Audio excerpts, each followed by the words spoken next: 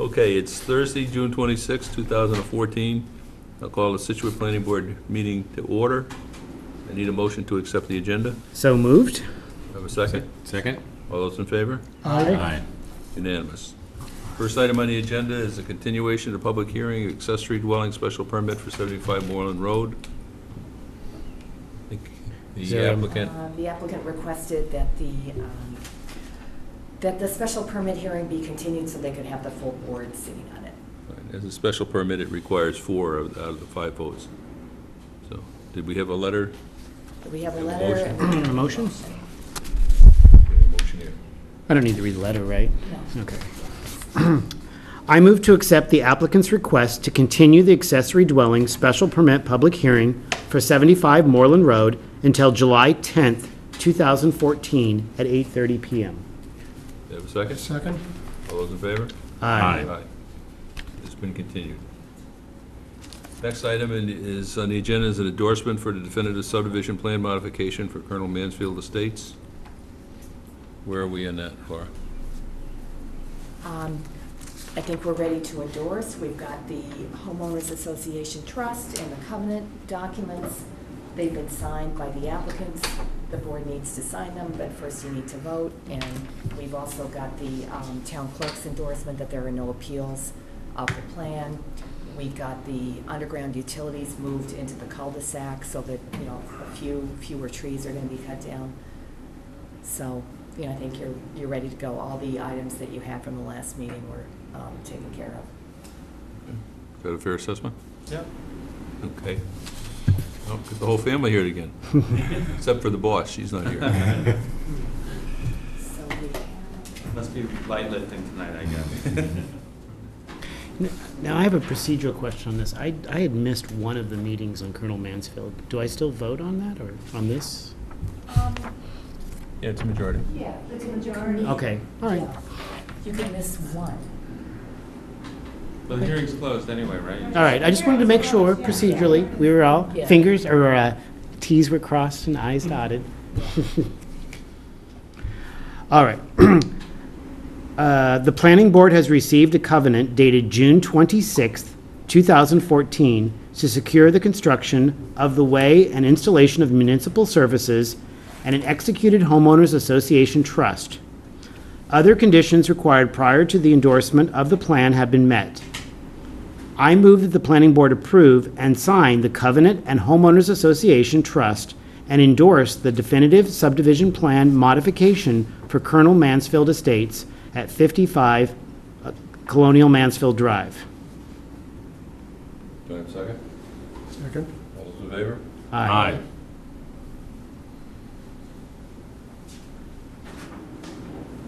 I was just reading about, I said Colonel, but it's like Colonial. Okay, whatever. I'm sorry, you can miss one meeting if you watch the tapes and all that stuff. Yes, so. okay. So we got a bunch of documents, I don't know if you want to sign them now or sign them later. We're more than happy to pick them up tomorrow, whatever pleases you guys.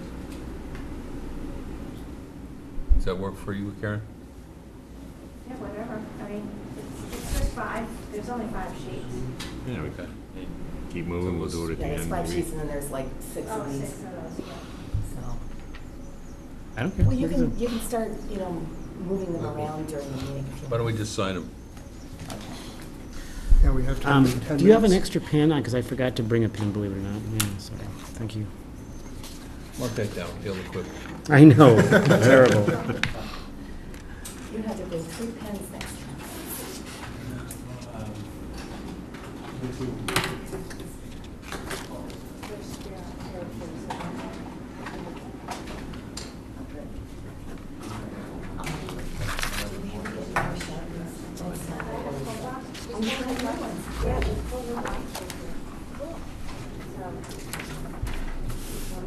Yeah, we do.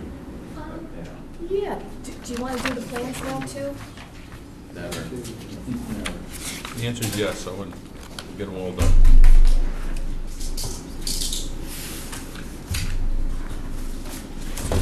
You just need 3 signatures, Paul? Just need 3? Yeah, 3's good. Just we need 3? Okay.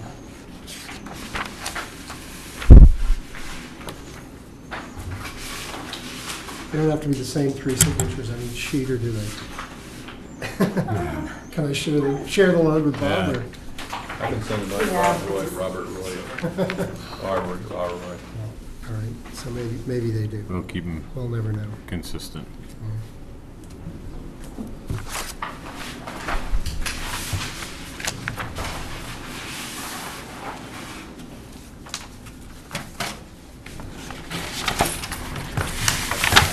I'm gonna go get my notes.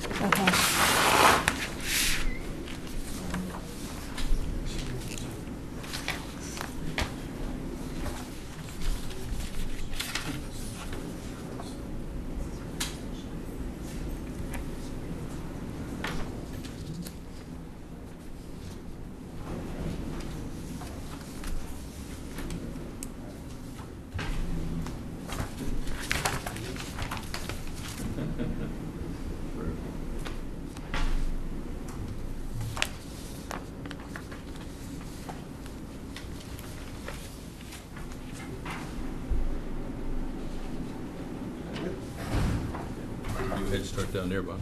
Yeah. Oh, all right. I'll get top billing down there. All right, there's plenty of Sharpies.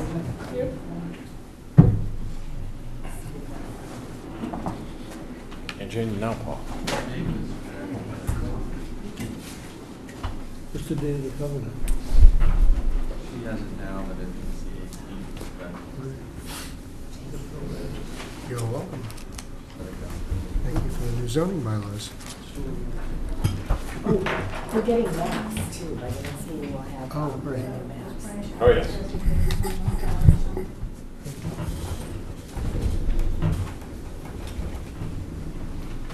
There you go.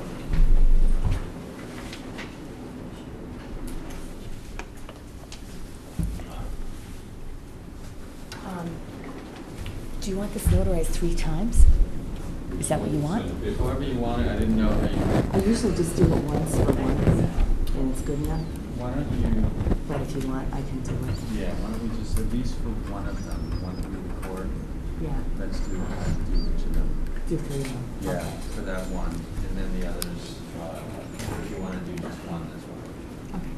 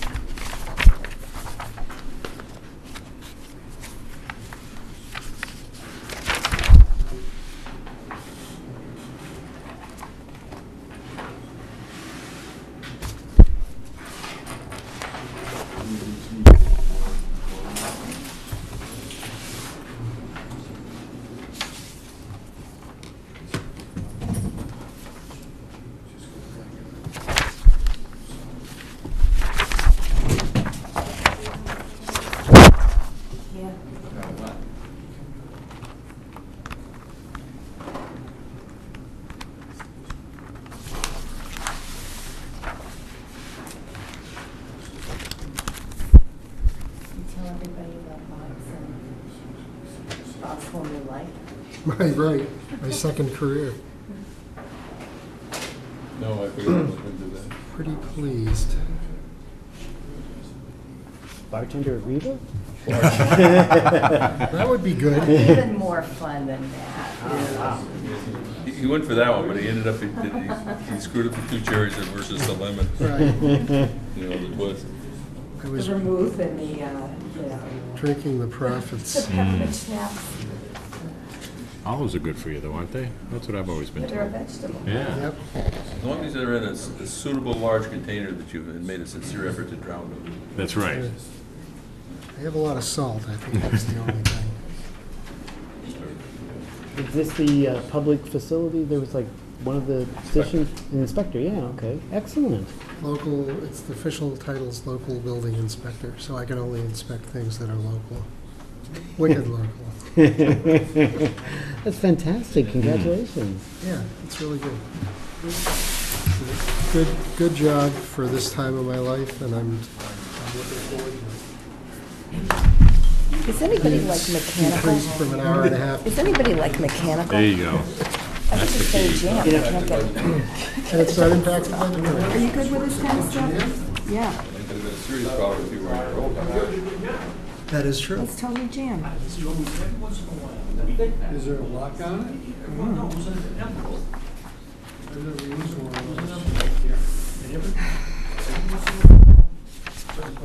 I got it. Yeah, today I had like 3 meetings canceled, so I just worked out of the house. I'm in such a better mood. Usually I get here, I've spent 2.5 to 3 hours in traffic, you know. Yep.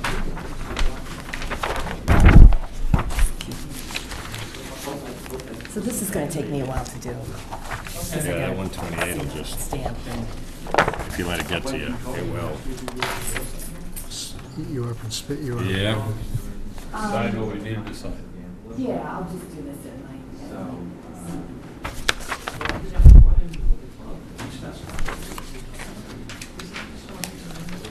So this is, Are you here for Surfside Road? For me? Okay, I gotta say, we may wanna do that next. Okay, so it's 7:45, we're under old business, new business, and one of the items we've got is a Form A for Surfside Road West. Yeah, just curious. Good evening, Brenda Sullivan with Becker Consulting. We were here for the Form A plan for Land Court parcel the end of last year. So the thing you have in front of you is pretty much the same subdivision plan. We just had to add some Land Court information on it. The being traverse and showing some additional. So basically the same subdivision, just additional information that we need to find for Land Court. We have been approved by Land Court, so that's this planning board for your final signature. So in effect, I'm not really changing anything, you said. Yeah, it is a new plan, this is the same property. The same division as the other one. No problems? No, it's got the frontage on Surfside Road, which is a public way. Typically with these, when it's 2 different plans, you do collect 2 different application fees. Did we? Sorry? Did we? Yes. Yeah.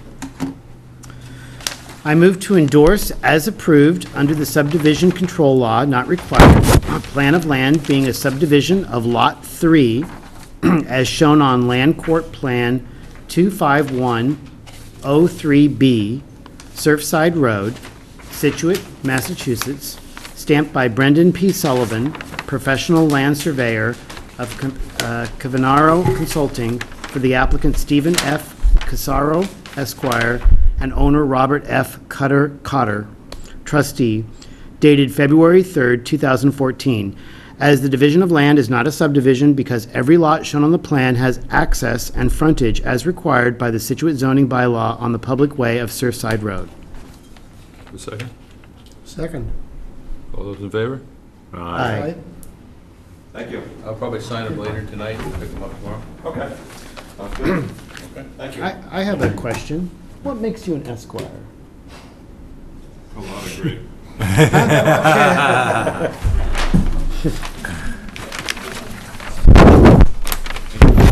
Thank you. Thank you.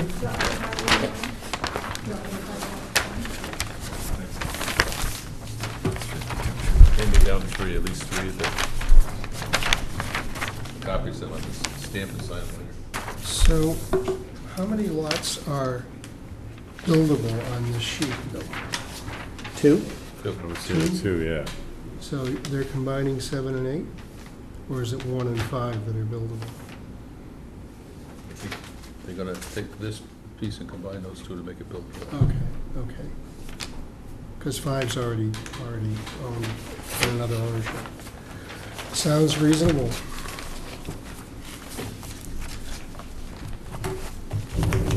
Give you a copy. Oh, you need, yeah. Sorry. Just the plans? Keep the plan. The rest of it, you make 2 copies and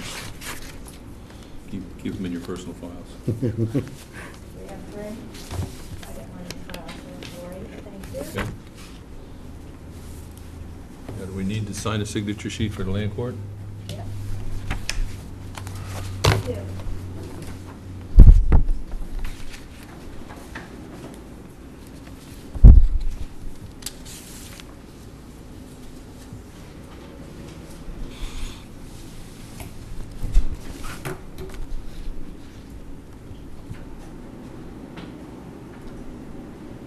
So we have to sign twice?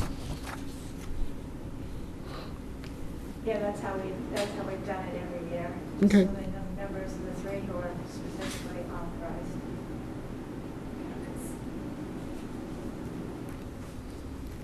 Because they might get a Form A plan, or they might get another plan.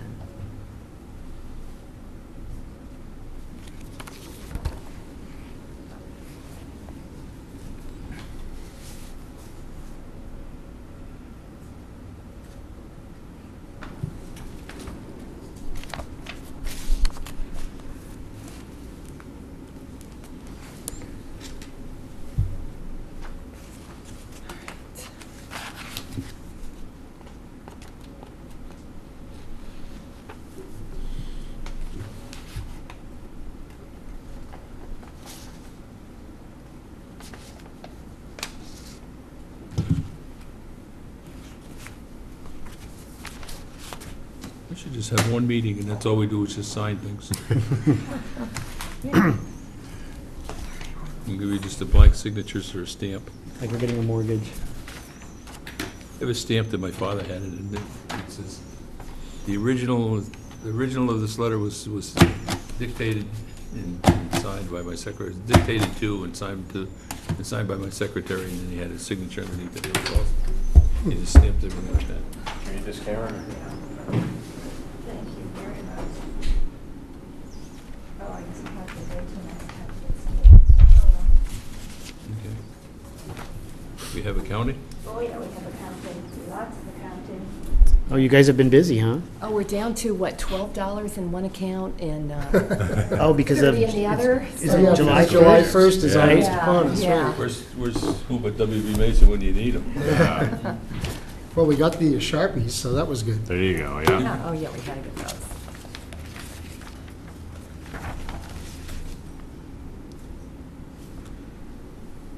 Okay, let's see what this is for. Okay. I move that the Situate Planning Board authorize $450 for Armory Engineers for the zoning map update, and $460.20 to Weston Graphics for the zoning map office supplies and zoning maps binding and printing. $112 to Laura for the round-trip mileage to the MAPD conference in Amherst, Massachusetts. $984.19 to Beals and Thomas for their engineering peer review for the Deer Common Basin, the drainage change. $2,300 to Chesia Consulting Services for the engineering peer review for 50 Country Way definitive subdivision. $2,157.50 to Chesia Consulting for the engineering peer review for 50 Country Way mixed-use special permit. $227.86 to Laura for the reimbursement for the hotel for the MAPD conference in Amherst, Massachusetts. If it's already signed, you're already approved. Yeah, as I said, that was already signed, okay. But I don't have the bill, that's why it's still in there. Okay, So that's I think that's it. So all of those. Second. All those in favor? Aye. Aye. Let me just get these.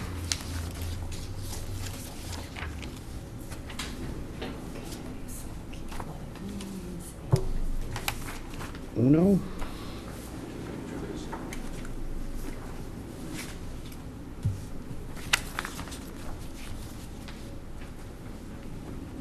Thanks.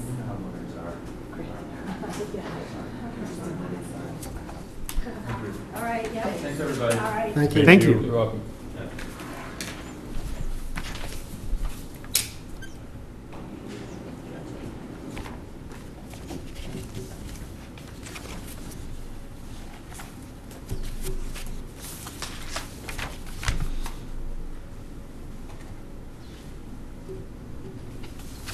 What are we gonna do this for 305 Country Way? What are we gonna do for that? Now, when do we sign off on that one? They're coming in July, Shortly, next meeting. Yeah, we just,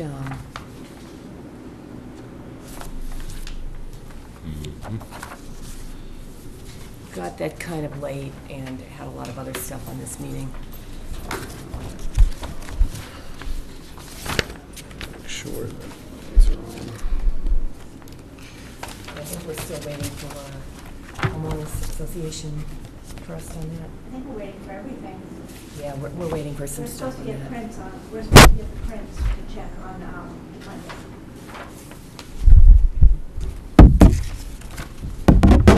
While you're signing that, we all received this in our email packet.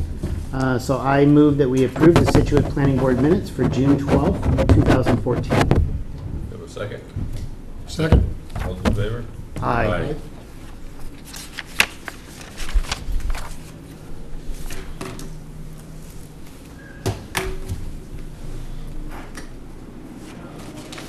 Let's go back in the folder, Richard. Yep. Thank you.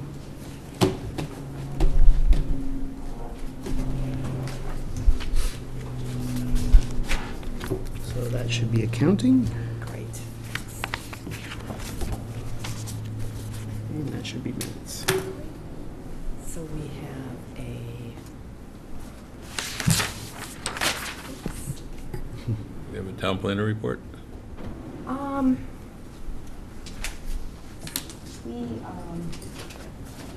we had a couple of pre-construction conferences. We had one for Blanchard Estates, and then we also had the one for Clap Road. And Clap Road, they put up silt fence, and then they did a turtle sweep to get all the turtles out of the area where they're going to construct. We're probably going to have another pre-construction next week or the week after for the Glen, which is the development around the corner on Summer Street, and they're also going to do a turtle sweep. And otherwise, we had interviews for the coastal resource officer and have not hired anyone yet. They're not going to go in the planning board office. They're going to go downstairs in the engineering office that's downstairs. So that will actually be really a good thing to kind of leave our office the way it is. And I went to a great conference on sea level rise. I'm writing up a summary of that for Tricia, which I'll copy all of you on. And maybe the most interesting thing was that I got a copy of the, well, a couple interesting things. Well, anyway, this is maybe the most interesting thing, is I got a copy of the, of a rendering and a little development proposal for the land that the MBTA auctioned. It's very preliminary because the transfer doesn't become, real until all the permitting is done. $1 million, So, is that what I heard? how many? 2? It was about $18 per square foot. So I don't know what that translates into. Yeah, that could be. I thought it was more than that, but I don't remember the number. I heard $2 million. Yeah, I think that's what we had mentioned last time. yeah, that could be. So Tricia, and I'm not sure if any selectmen will be there, she wants to kind of sit down and talk to them. So, I'm not sure what comes out of that, but at some point soon, I think they'll probably be applying, for a special permit from the planning board. But they officially got the bid, or they officially won the, if Well, you're going to they call it won- that, I don't know. They won sort of the right to negotiate. They're the front runner, but if something goes wrong with their financing, Okay. or they're not as creditworthy, or they can't get permitted what they want to get permitted, then it would go to the next person. But And, they seem to be ahead by a long shot as far as money. okay. And was there a plan, or do you know, like, to negotiate with that corner lot where the Celtic Pause is, or was that right now, not right There doesn't seem to be any now? plan for negotiating with them. It's not included in their plan, and it's just going to be this sort of island of pavement. So Well, I don't if know you- what's going to happen to that. Well, like I said, if you saw the documents that they posted on Transit Realty, where the property line is was really bizarre, going right through the parking lot. Yeah. So, like, what happens to those It's spaces? marked on the ground, so you can see it. It goes Oh. it cuts through a bunch of parking spaces at an angle. Well, John Tedeschi and whoever else owns Celtic Pause owns that piece of land, and that can all be developed, by someone. And I imagine once this other one gets developed, there might be more interest in. Okay. But there wasn't at least at this time, they weren't negotiating to build a bigger development with that land. I don't know if they tried to negotiate with John or not. Okay. Laura, is the development restricted to mixed use? It doesn't have to be, but I think that's the most lucrative way of developing that property, so that's Okay. what they're doing. Which is what we'd like to see, obviously. Yeah, I mean, it doesn't look that different from, other proposals in that neighborhood, Mhm. so. How was the MAPD conference, the Metropolitan Area Planning District conference that you went to in Amherst? Oh, it was Since very we since we good. approved it. It was very good. Most of what was the most valuable, I think, was some information that's going to go into the open space plan. We're finishing up an open space plan, and that's what gives the town the ability to get grants to buy open space. There's a lot of controversy about buying more open space because of all the economic development issues and the recreation needs and things like that. But there's some land, like that land in back of the Clap Road property, the land with the turtles and the wetlands and the vernal pools, that's really not good for development. And so land like that, if it's for sale, if everyone does reach agreement, you want to have the plan, in place. So one of the things they talked about at the conference was climate change and how open space was important to, keep the trees, keep the air quality, keep, global warming, not under control, but somewhat manageable. So they talked about, some other goals that were kind of new for keeping open space, which, would be one thing to, to include in the open space plan. And then they always have a lot of legal cases that they go over. And there were a couple from Situate. There was the case on the, that went to the Supreme Judicial Court that, was part of the ones that they talked about. And then they talked about the ones at Herringbrook Meadow also, the 40B, and a raft of others, wireless towers and non-conforming lots and, all sorts of, little legal issues that, when you get to something that involves those, they're really important. It's really important to have that information. So, yeah, so it was a good conference. You've just reminded me of something. What's been going on or happening or not with the wireless tower that was proposed off of Tilden Road down near Egypt Beach? I don't know why that hasn't gone up yet. I don't know, what's Yes. happening over there. But So, they have no, I permits just in don't know. place and all of that. There's nothing. As far as I know, unless there may be some abutters that are, that are fighting it, and that may be what's delaying it. Okay. Because that was a while ago, seems like, a year ago maybe. Yeah, it does. Well, sometimes those cases will take a year to go through the land court, or could take over a year. Yeah. On the forests, I read somewhere that Massachusetts is showing a net loss of forest cover for the first time in 100 years, something like that. Where originally the forests were taken away to create farmland, and then they grew back after farming became uneconomical here. And then, but now they're starting to, decrease again at a fairly measurable rate. And there's some studies going on. And is that because of development? Yeah, because of development. Yep. Well, one of the things that planners like to see is to concentrate development, to have the mixed use and the condominiums, so you have people living in less space than, when everybody has their 40,000 square foot lot and they mow it and they take the woods away. Sure. And then the next person does the same thing. And Yep. so, Okay. Liaison reports? Well, I have one. Last week, the South Shore Coalition, which is the sub-district group of the Metropolitan Area Planning Council, met kind of right before the summer because they're going to go on break for the next few months. Most of the time, I'm not able to meet because it's usually on a planning board night on a Thursday. But this was a kind of a special thing. So basically, we did a brainstorming session about what did the South Shore Coalition, what would we like to sort of tackle for next year? And so it was actually really nice to hear the other planning boards talk about some of the similar issues about zoning, about the FAR issues, and just zoning in general. And then also, master plans came up as maybe something that's with the South Shore Coalition could help with.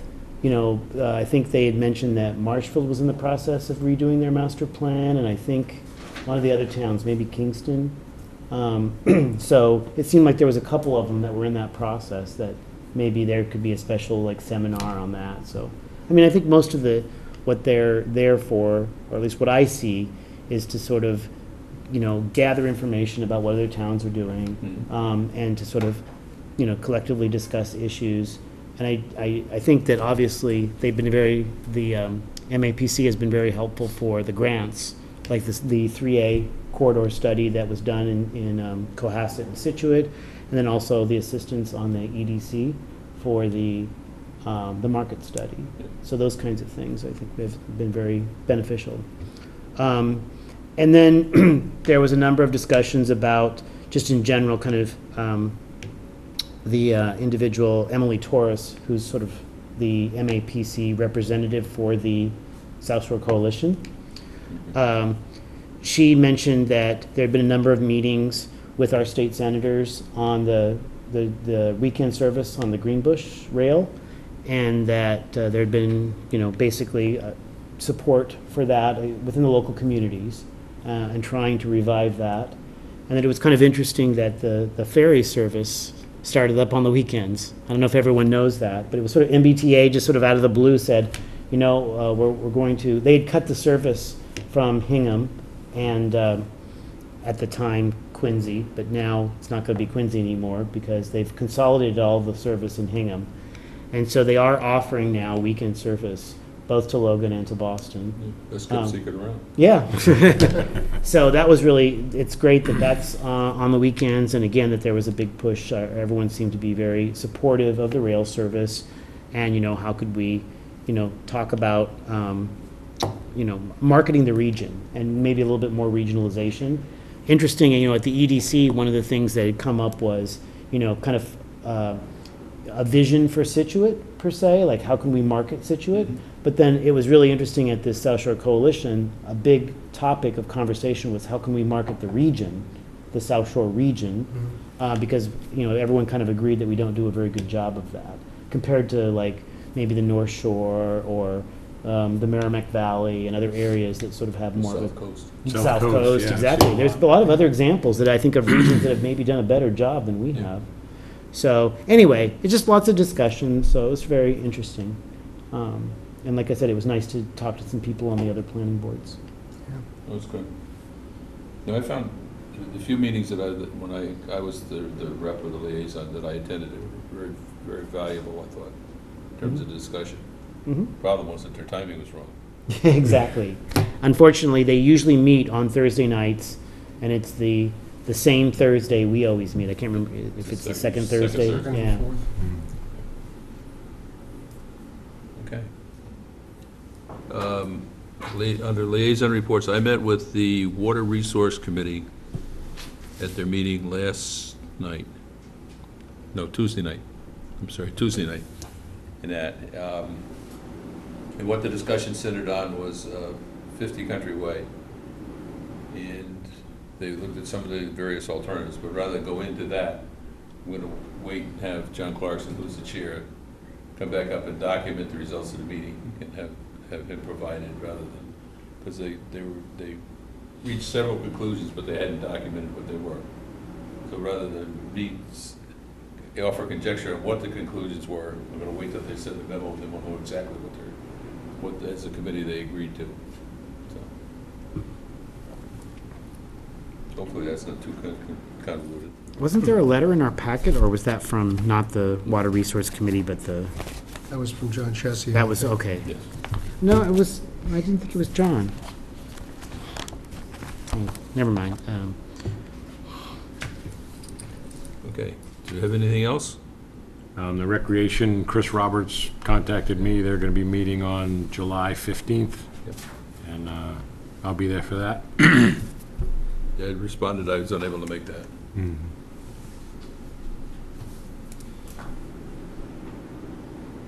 Anything else? Then I'm going to suggest that we adjourn for 15 minutes. I need a motion to do that. So moved. And I have a second? Second? Okay. All those in favor? Aye. So we'll adjourn until 25 after. Yeah, I'm trying to find...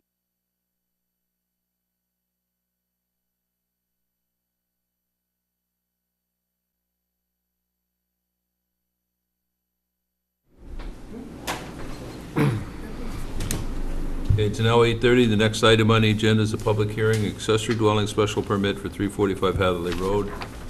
Applicant is Michael Hearn General Contracting. Michael and Kristen Hearn are the owners. Why don't you go up to the table there and tell us what you'd like to do.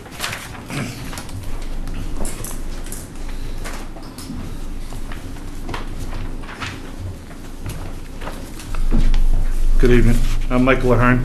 I submitted plans to the board to erect a secondary dwelling less than 40% of the size of the existing dwelling on the property, within the guidelines of the accessory dwelling zoning that was allowed.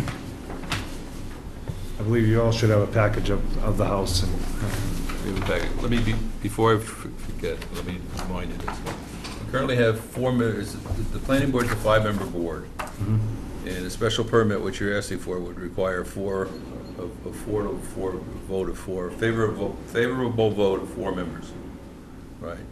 So we've only got 4 tonight, so that you'd require, if you proceed with a vote, a positive vote from each of the 4 members to support the project, as opposed to possibility of waiting and have 5 members that would be voting, which would then look to get 4. Right. Does that make sense? Yes, I'm aware. Okay. They told me ahead of time. I want to make sure that that would, The property is actually zoned for 2 units, but they would have to be connecting. So what I was looking for is an accessory dwelling that is not connected. I already had previous zoning for 2 units, and the lot is zoned for 2 units. So I just didn't want to connect the 2 units. That's what I was trying to avoid. I know what you're saying. And I have a larger plan if you want to review it. I know the other ones are 11 by 17. I just heard what you were saying, so. Would anyone like to see it? Larger site plan?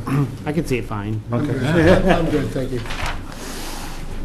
or comments? Well, this is another one of these accessory dwellings, similar to some of the other applications you've gotten, where the main house is a really, pretty good-sized house, so the accessory dwelling also is substantial for an accessory dwelling.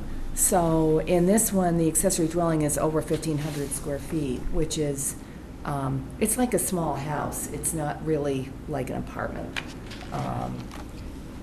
But that's the way the bylaw reads, so I think if there's ever a feeling that that needs to change, then the board needs to initiate some kind of, something to address that. The main other concern that I see with this is that the property is for sale, so. The property is for sale if I can't build this dwelling, because I can't use a house for, there's 2 of us, no kids. So I can't use a house that's 5,000 square feet. So I've had no problem renting the house in the past, but I'm at a point now where we're not getting to use the house, and I don't want to rent the house again unless I can be on the site. And that's why we went for the accessory dwelling. So the accessory dwelling is for us to. Okay, but the sign that you have isn't for rent, it's for sale, Right. right? If I can't get an accessory dwelling, I need to sell the property because I can't use a house that's 5,000 square feet. I don't want to rent the house anymore unless I can have a place that I can stay on the property. Because I don't get the benefit of using the house when I rent it. I've had a lot of issues there. Even though they've been corporate rentals, we did it with local people here. It isn't good for me. I need to be there if I'm going to have a corporate rental. Okay, so I guess that seems, that's the reason why the house is for sale, and, that kind of explains it. Yeah. We've had no interest in the price for sale, so we had one person, then the deal fell apart. Okay, so I guess, And the bonus room in the plan would not be finished. So that would just be storage. So you're proposing that you would live in the accessory dwelling? Is that what you're saying? According to bylaws, that's what it says. The owners have to live in one of the dwellings. Right. We would live in the smaller one. I have, no problem. I have a list of people that want to rent the main house. I just don't want people leasing the house when I have to go there and cut the lawn and do everything anyway. So if I'm going to be there, then that's fine. I can use the property. They can lease the house. But in the past, that hasn't worked out great. So, and we're in a similar size house in the city that we're trying to downsize from. We're in a 4,200 square foot house in the city. So the idea is to get rid of some mess and then have a nice place to live. I also built the original house, and I would be building this house. So according to the bylaw, section 530.1, which one of the A through E, I don't know if are you familiar with the different I am. provisions? Do you feel that you fit into? I mean, because really the accessory dwelling was to provide, like, your elderly mother or father that couldn't maybe afford it, or your son or daughter. So I don't know if There's a provision there also to provide rental housing. well, to moderate income houses. What determines the moderate income? Well, the state has standards. The state has standards, which I believe in this case would be 80% of the moderate income in this town would be well applicable in the rental of the house. It would be what the moderate income of the town would allow, I believe. Yeah, I guess that, I mean, by the letter of the law, it does sort of meet all the regulations, but I'm not sure it fits what the bylaw was intended to do, I at think it least in does. my mind. I think it fits what the bylaws intended to do when I look at all the other dwellings in Situate right now that have accessory dwellings and what they're getting for rent for those other dwellings that are smaller than my current house. They're getting more money than my current house was getting. All right, well, you have all the data on that, right? We don't have any rent. Oh, rental data, it's just Yeah, we it's just wouldn't have that. the square, Square No, but you know what, Who's- which one's accounted for rentals and which one's accounted for, right? They go into your affordable? No, they don't. No, none of them count for affordable. Wow, really? I believe it meets all the bylaws. I've been doing this for a long, long time, and I studied, I was involved heavily in getting the accessory bylaw in Situate because I believe it's substantial to this kind of community. When people have large lots and they're paying a lot of money in tax, they need to be able to substantiate the income. I was very careful going through it and laying it out what I thought would be a very good-looking house on a nice lot. yeah, it does look like a very nice, but it is, as Laura mentioned, I mean, it's a single-family house. I guess the other provision that we have to look at is it subordinate? So this is where we've come to a lot of questions about this. On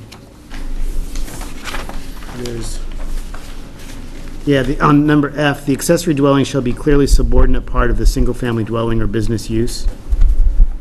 So I know that's open to interpretation of what subordinate means, but it is smaller. It is It's much smaller. smaller. Yeah. Yeah, if this is the house, I think it is. Yeah, this is a big house.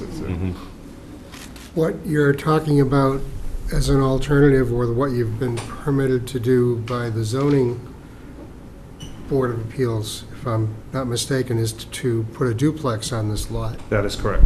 I already had approval for that. 2 houses the same size as the house that's there today. Right. So the only difference between this and a duplex is that the two structures are not connected in any way. Well, the other difference is there'd be less restrictions on the amount of square footage a duplex could be. It could realistically be, based on the FAR, it could be the same size house that's there today. Yeah, understood. I just mean the definition of a duplex as opposed to the accessory dwelling definition. I know this happened on Surfside Road, 5, 6, 7 years ago.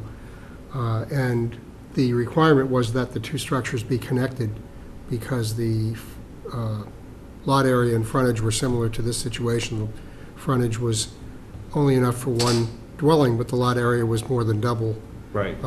what you needed in that zone. That was prior to That the, connection was actually never made, but and that was also prior to the accessory dwelling zoning. I'm not sure it was This it? was- I don't think it was. Accessory No, I dwelling don't think it zoning was in, either. the early 1990s. I think it changed though, right? It changed in 2007. The guidelines of accessory dwellings changed in 2007. In 2010, it I'm changed, so sorry. you could have a separate structure. Right, sorry, that's what I meant, separate structure. Yeah, I don't, Yeah, this was probably prior to that. So, on that line, can you explain, you said you have the duplex? So like you'd add almost, let's just say theoretically, the same size house, but then it would be attached? The original, when I was originally constructing this, Uh-huh. I had a business partner, and the idea was to build 2 of the exact same houses connected by a 4-car garage. Oh, We okay. went originally with that plan, then I bought him out, and I only built this house. Then our circumstances changed in the city, so we weren't able to come down here full-time. Plus, I had my other house on Country Way at the same time that I was trying to sell and move, but then it was '07. And you know what happened after that. Yeah. So, that never came to fruition. I could only carry one house. I carried this one. I didn't rent it for the first 16 months. Then I had a corporate person in town approach me about renting it through one of the financial firms in Boston, and they had people coming for 1-year leases at a time. And then I had to do all the maintenance. So I don't want to do that anymore. Not if I'm not here. It's just too much. It's not even worth it for me. So I don't need a house that big. I don't need a house in the city that big. So the whole idea was to construct a new house that's smaller. We love the place, the location. And then rent out the main house. Now, with the duplex, I'm just curious, would the land have to have been subdivided, like to property-wise? No. Or it was like a condo association kind of thing? No, duplex is a two-family home. Okay. It's allowed use under the current zoning, given the lot size. You couldn't sell half of it off. You'd have to have it all in one ownership. Okay, Oh, you- that's what I was asking, The yeah. ability to sell a piece of it, yes. You Okay, could sell it off as a condominium, but it would still be under one HOA essentially, okay. or one master deed, I should say. It'd be one master deed, and then the deed ownership would be defined. I'm not sure how that would work with the zoning. Okay. Yeah, I was just a little confused as to, I don't think zoning has any control over condominiums in Massachusetts.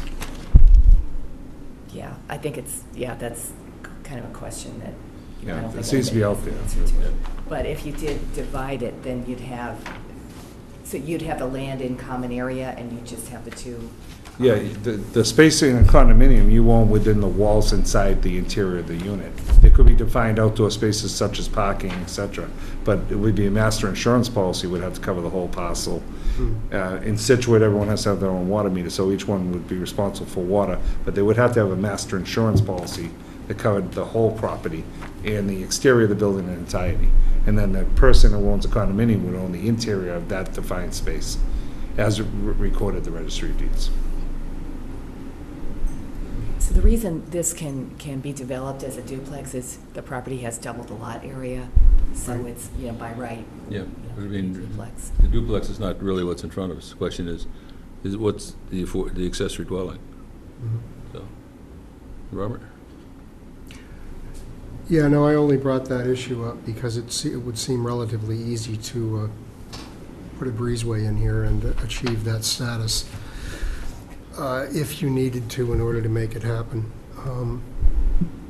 I guess I honestly don't have a problem with this. I understand that it's pushing the envelope and maybe we should look at the bylaws, but the bylaws are the bylaws and that's what we get to consider and enforce on this board. I think from what I've seen here, it's going to be done well. I kind of like the idea that the owner is going to take the smaller of the two structures as his and her own, as opposed to the larger. I think that's within the spirit of an accessory dwelling, whether it's financial or simply changing physical circumstances that causes you to move out of the big old family manse into something smaller, more compact, and more manageable. That's what's happening here. And I don't think it necessarily has to be financially driven or judged on a financial basis. It can be judged on just a response to circumstances. So frankly, I have no problem with this. Bob? My thoughts were along the same lines. This is kind of exactly what the accessory dwelling is, designed to help out with, a larger house, and again, I like the fact that the owner's gonna be there, keep an eye on his investment and the rest of the property, and obviously somebody's gonna be very responsible with, everything involved. I guess I'm not as far off with the limit you guys are. I see this as two houses on one lot. No matter how I slice it, how I look at it, how I try to rationalize it, I still got two houses on one lot. yeah, I'm a little bit on the fence, although I think that Bob make good points, and that we are, as a board, tasked with taking the regulations for what they are and enforcing those regulations, and they have met at least from what I perceive, the letter of the bylaw, and the onus would be on us, as we've done before, and tried to change it maybe, because I'm not sure that it's exactly what the bylaw was intended for. Although, looking at it, it's, a variety of houses, and you make a good point about living there and maybe providing the financial stability for someone who had a large home, so that's a good point. So I would be inclined to probably, approve it. Certainly the architecture looks quite nice, and it's a smaller house, and it's subordinate to the main house, so it does, again, kind of fit the letter of the bylaw, or I should say, it checks everything off correctly. But we may need, as a board, to go back and revisit some of the, I think, the items. With that being said. So I would be inclined to approve it, I guess, Mr. Chairman. Right. But I mean, if I look at the purposes, and it says to provide an opportunity for homeowners who can no longer physically or financially maintain their single-family home. Right. So it allows them to remain homes they might otherwise be forced to leave. Well, this is really not the case. I'm not staying in that house. I'm moving to another household. I'm not staying in the house that I'm making something. Well, it's exactly the case as you just read it. No, I'm not able to maintain and afford the bigger house, so I either have to sell it or I have to construct a smaller house. The key it says is to remain in the house that they might otherwise be forced to leave. That's not what the zoning bylaw says. I just read the zoning Read the bylaw. rest of it. It says that the owner of the property must choose to live in one of the homes. No, but what it says is the purpose. The purpose is to provide an opportunity for homeowners who can no longer physically or financially maintain their single-family home to remain in homes they might otherwise be forced to leave.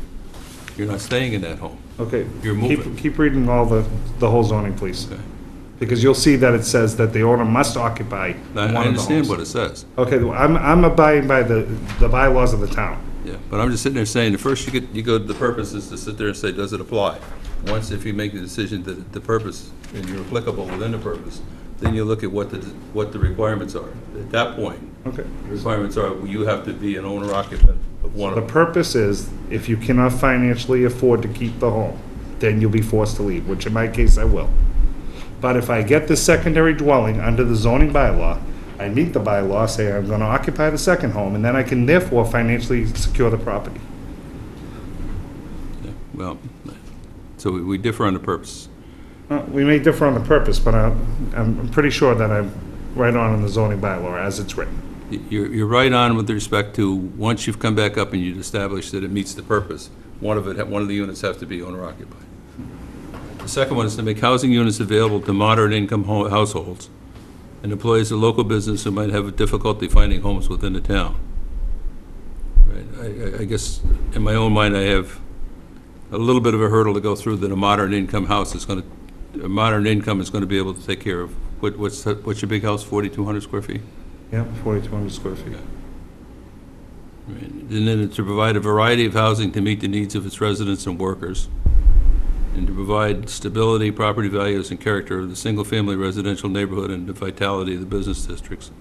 And then the last one's to legitimize conversions, to correct the sins that have taken place over time.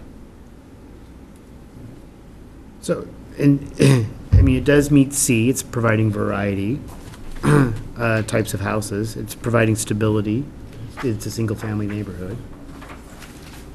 Yeah, I don't think that it fits within the spirit of A and B. I respectfully disagree with you. I can understand that. I think if we look at the accessory dwelling permits that were issued to date, this is not the largest. It's not even close to the 40% ratio. It finishes out at 31%. I'd have much more of a problem if this were not on a lot twice the size of what's required in the zoning district. You know, I don't think it's going to crowd the neighborhood or be detrimental to adjacent properties. What drove the design, if you're aware of this site, I don't know if you are, but on Hood Road, there's a small white cape on this side of me. And that was the idea, was to kind of mimic that on both sides of the larger house, because they're getting a approximately 4,500 square foot house built on there, 20,000 square foot lot behind me right now. Yeah, the Cape was the Corcoran's old place. That used to be the biggest, one of the biggest houses in the neighborhood. At one point. It was. Now, I mean, on A, to provide an opportunity for homeowners who, or I'm sorry, yeah, that no longer, you need to be a single-family home to remain in homes they might otherwise be forced to leave. I think what Bill's saying is typically, you know, you have an old, big home, and it's like, you can't afford it anymore, but you also have property, you said, on Country Way? No, I had property. I sold that property in Okay. 2009. All right, so right now you just have, you said in Boston? I have a single family in Boston. Okay. So, Can't carry both houses anymore. It was fine when I was getting some rent. The rent I got for this house did not cover the taxes and insurance and everything for the house. right, but I guess, in a more traditional situation, it would be the person only has one house. I mean, I could say I have three houses and I can't afford Now we're those three interpreting. houses. Now we're I interpreting. know, It's I know. written. It's a bylaw. This is where it gets, yeah, It's very not, tough. it's not up for interpretation, it's a written bylaw. We're not here to interpret the bylaw. You know, I spent my whole life doing this stuff, and it's But it's also a special permit, so. correct, it's a special permit, and there was a bylaw written for it. And discretionary in terms of how the bylaw is interpreted. Okay, and if we're gonna skirt all the issues of the bylaw, then we have to do it fair for everybody and equitably for everyone. So if that bylaw is gonna, if you're gonna change that bylaw tonight and say this is, that the owner. I can't change the bylaw. Correct, you can't change the bylaw, but if you're gonna say you're denying the permit because you're not gonna live in the main house, when the bylaw says the owner has to live in one of the houses. I understand about the financial stability, and that's the only reason I'm here is the financial stability. The house cost me a lot of money to build. I've been carrying it since 2007. I bought the land in '05. So I've been carrying this since 2007. I've been dealing with this. So, cost me a lot of money to build the house. The market crashed. I took a very bad beating on this, and I'm trying to stabilize the property. If I can't get what I want, then I have to sell it, and I might lose anyway. So it doesn't, you know, from that reflection, then I'm out. You know, the only chance I have to save the property, I'm coming up on a refi because I had an adjustable mortgage, so I have to get stability before that happens. But now you, not that it makes any difference, but you actually, you have a 4,000 square foot house in Boston? 3,600 square feet. What area of 34. Boston? We're in Dorchester. Okay. It's like, And that house, when we did that house over, the value was 710, and today it's worth 485, due to that being one of the areas that got hardest hit. So we lost all our equity there as well. It's, believe me, we're not here because of, well, many of us are in the same situation. I purchased in Situate in 2006, and I'm in the exact same situation. and I will tell you that the last two renters we had after the corporate were both people from Situate that got foreclosed on that had nowhere else to go, and they needed 4 bedrooms, and we leased it to them at a very low rate. And, you know, it was because they literally had realtors call me and said they had nowhere else to go. We moved one in 3 weeks before Christmas in 2012 that got kicked out of the house. So, and I'm not here, that doesn't make a difference, but I'm just saying that this will give people the opportunity to stay in Situate that could not afford to live in a, I don't know what the town values the house at $1.2 million. So they're not gonna be able to afford to live in $1.2 million house, and I'm not charging that kind of rent, because the mortgage on $1.2 million is like $7,200. So I'm not gonna get $7,200 for rent. I might get 35, if I'm lucky. But if they lost their property and they can afford to still live and they wanna be in the school district, then I have a house I can rent them, but at least I can control what's happening to the property. Well, again, in my opinion, I don't think it quite fits the intent of the bylaw, but I agree with you. Reading the document, I think you have checked off all of the boxes, so to speak. That's my take on it. Okay. You didn't even know what my take is.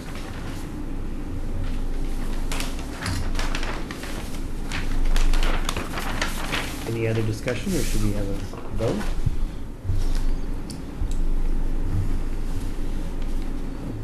Bob, Robert, or Robert and Bob, however the case may be. I'm good. I'm okay. So it looks to me like it's a 3-1, but we might make a motion to sit there and see where we are with it. If, and I'm just asking this procedurally, if it does come to a 3-1, can the applicant come back and reapply at some? I think they'd have to change their application. Yeah, I think they'd have to come up with a new application unless they waited, a couple of years. Why? I think that's Mass General Law, but I will check it for you. And do you have, Excuse me a minute. Before we get to that, why don't you just see what unfolds first? Well, yeah, I was just trying to, I mean, like, the other alternative is if we do a straw vote and it is 3-1 and doesn't have the necessary 4 votes, you could choose to ask for continuance until there's a full board sitting, and then you would only need 4 out of 5, That's what I was just gonna ask the question. correct? Yes. mhm. So it would have to be then a straw vote as opposed to a motion. So, before we even do that, since you're on the fence, No, I'm not. well, okay, I'm sorry. Bad choice of words. What would the applicant need to do to convince you? Or is there any possibility? It comes Or- down to one is that I think, and I think you agree, it's on the cusp of matching the letter of the purposes of the bylaw. Right, and two is it still comes down to me is I'm still putting in a second house, the equivalent of 2 houses. I don't think it's an accessory dwelling, it's a 3-bedroom house that I'm putting here. What's the definition of an accessory dwelling?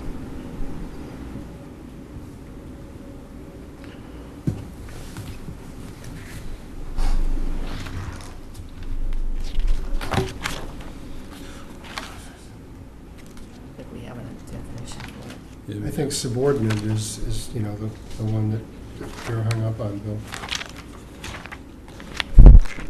No, we have an accessory use, but we have an affordable accessory dwellings, the only one that's defined. I don't think it's subordinate to it. Can I ask you why you don't think it's subordinate? If the bylaw says that it has to be at least 40% less the square I footage, understand, so why is it not subordinate? but I don't think that the 3-bedroom house is subordinate to the big house. I really don't. And I'm asking you for your definition of why. You're making a decision, so tell me your definition, because when the board goes forward with other accessory dwellings and the ones they've already issued, I just want it to be comprehensive for everybody. So I'm asking you for your definition of why you don't think it's subordinate, because I believe it meets the terms of the bylaws as they're written. It's less than 40% the scale of the main house. It's 3 bedrooms opposed to the main house, which is 5. It is subordinate, therefore in square footage, in size, and in all matter, it's subordinate to the main house. So if you can explain to me how it is not, I'd appreciate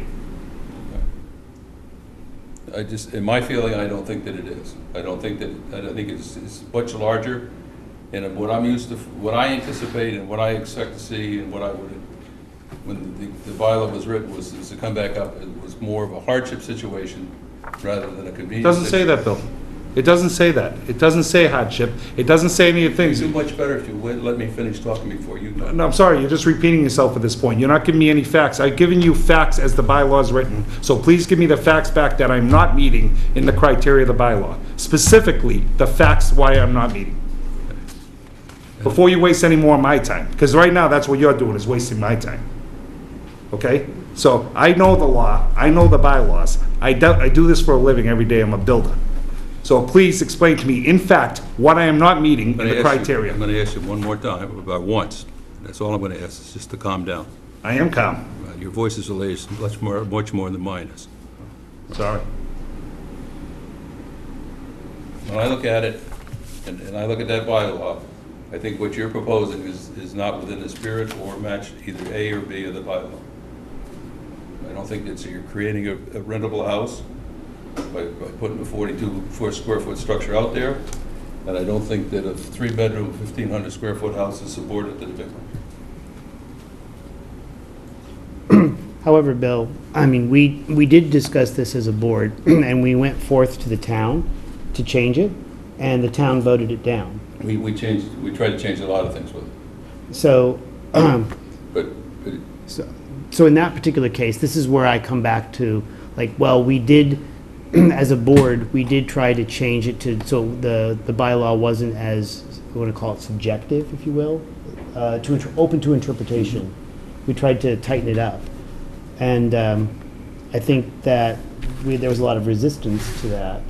So in this particular case, yeah, but it wasn't unique to that. It was unique to, we made a massive change in terms of what we were looking to do with that bylaw. In terms of not only is subordinate, we addressed that, but we also addressed some of the economic things it would take if you were moving from one, what you would have to do if you were selling the house, what you had to do. There was a whole litany of things that were Right. in there that I think raised exception at the town meeting. So it wasn't strictly just subordinate. Well, I guess I feel that, we as a board have the, I guess, responsibility with this particular bylaw, and I completely agree with you, actually, that it's probably not written in the best way, and in this particular case, it may not meet the spirit, which is, how do you define spirit? But I do agree with that. However, I do think that, when legalese, if you want to call it that they have met all the conditions. That's where I'm struggling, is like, as a board, we have, I can only look at this document and say, did you meet this document? Because I don't know what the, behind this, what is the spirit, or what's the feeling, or the emotions. I mean, I'm only looking at I understand. the document. Which is all I have to go by. That's Yeah. all I have to go by Yeah. for a guideline.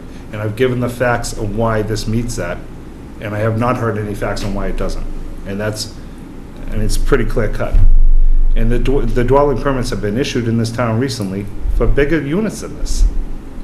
For larger units on smaller lots. I don't know about For that. accessory dwellings, no, I doubt that. Some facts on that? Well, I can bring it, I'll bring it in the next meeting. I'll get a continuance if you're gonna take a straw vote. I don't think I've seen any over 1,500 square feet. No, I haven't. Not there- that have been approved. There are some that are before the board right now that they haven't made decisions on. I think there are a couple that are approved that are over 1,500 feet. I don't think anyone questioned whether they're gonna be moderate or anything else, and they got their accessory dwellings. Well, I think the board needs to see that. Well, I think the board needs to explain to me first why an interpretation is being made tonight on why I don't meet the criteria, and something that's clearly meeting the criteria as it's written. Can I chip in Sure. on this a little bit? I'm not sure this is going to satisfy you, but when this bylaw was first being put together, it was in the late 1980s, 1988, 1989. You didn't see houses the size that they got to in the 1990s. They were generally smaller.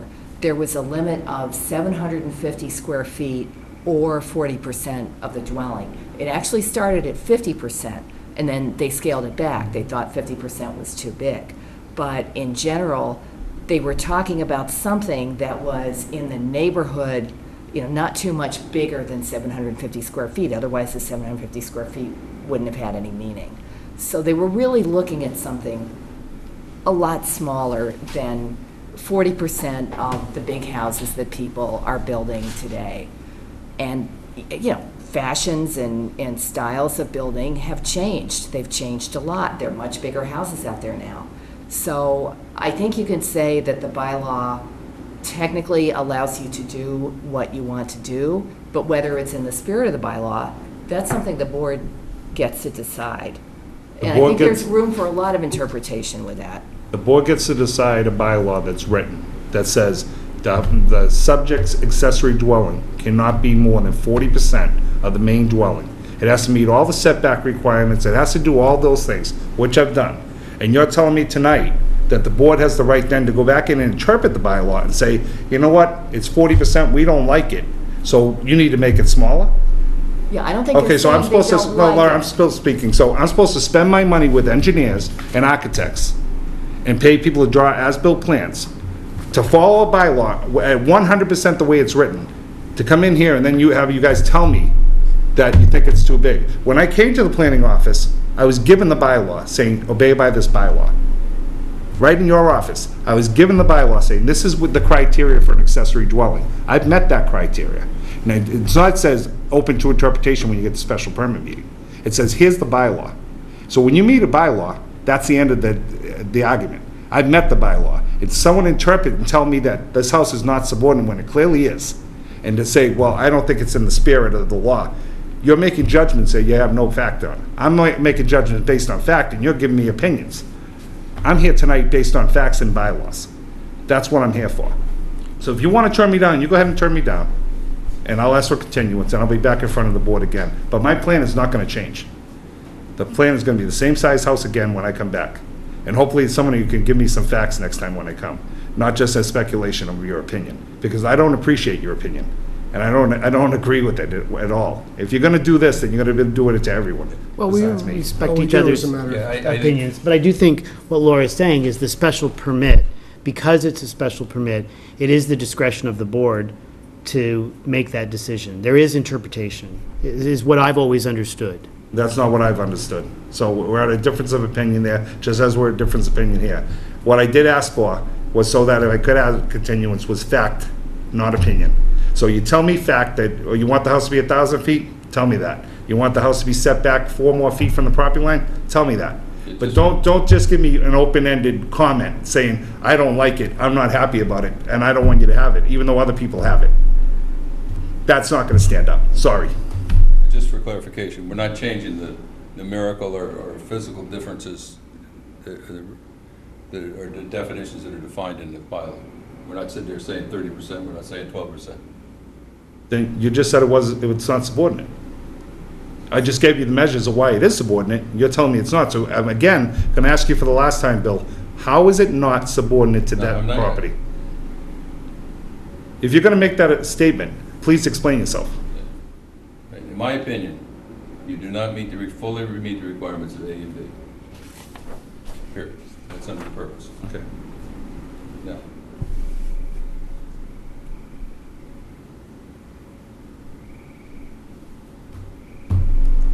Then we differ on opinion. it's understandable. The question becomes is, do you want to take a straw vote so that you can go for your continuance, or do you want you to just go for your continuance? Now I'll go for the continuance, no point having the vote. When would we continue it to? Well, we have July 10th, we have stuff probably till 9:30 if you think Country Way endorsement's going to go quick. The 24th, we have stuff probably till 9:30. And the 14th, August 14th, we have stuff probably till 9 o'clock. And what's the first meeting in August? What do we get? 14th. 14th. Unless we put this first and bump the other thing we were thinking of putting first. We were thinking of. Putting Country Way. 50 Country Way Yeah. first, but we could bump that because they're here first. So it's up to you. Well, I'll leave it up to the applicant. Before you go that far, I was also told that the other board member would have a right to watch a video and place a That is vote. correct. So is that an alternative tonight or not? What do you mean, in place of voting? Yeah. No, it's not in place of voting. Okay, It's just that It's they, just so they're they see the informed when they discussion, do yeah. vote. okay. So they will read the minutes. I'd like the earliest date possible. 14th. Now, before we continue it, we get any public comment? So it's up to you how late you want to go. I mean, I think Country Way endorsement's probably going to go, 15 minutes? Is that on the, That's on July 10th. That's 3:05. 3:05, Oh, yeah, Oh. 3:05. Mr. Sharon's No, project. let's move it I to, let's think- move it to the first week in August. what First about, meeting. Okay. what about the July? I'm just saying that it didn't sound like, At 9:30, if you want to do that, 9:30 on what? on, July 24th. That's- yeah. Does that work for the board? that doesn't seem unreasonable. Okay, everybody's going to be here on the 24th? You gonna have 5 members? As far as we know. As far as I Yeah. know. Okay. We've been asking They all told me they along. weren't going to be at any other summer meetings. Okay. Okay. So we need a motion, basically, it says that the applicant's request, we will continue the hearing until 9:30 on the 24th. Yep. Do I have a motion to that So effect? moved. Okay, do I have a second? Second. All those in favor? Aye. Thank you. Thank you. We need you to sign them. When is Moreland? Is that next time, 10? the 10th? Yep.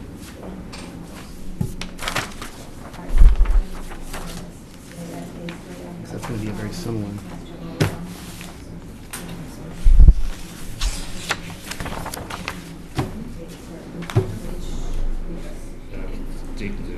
Yeah. And I'll send you, Yeah. Thank you. Thank you.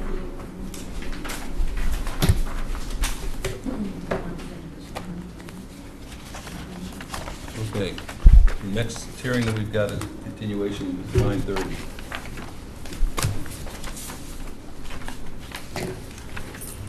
We take another break?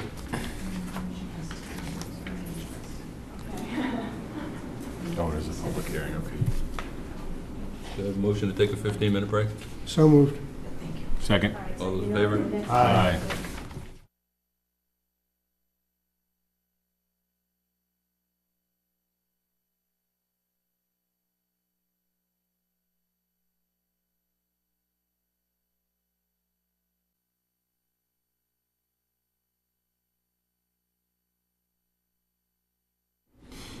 It's 9:30. The next item on the agenda is a continuation public hearing for the definitive subdivision plan for 50 Country Way, as well as the mixed-use special permit in the Village Business Overlay District, 50 Country Way. Applicant, Mr. Ford. Gentlemen, what I'd like to do is just talk through the definitive subdivision plan tonight. Restricted to that, then we're doing well. Sure. Good evening, Greg Morse, Morse Engineering. For the record, with me is Chris Ford, the applicant. This is the two-lot subdivision project at 50 Country Way.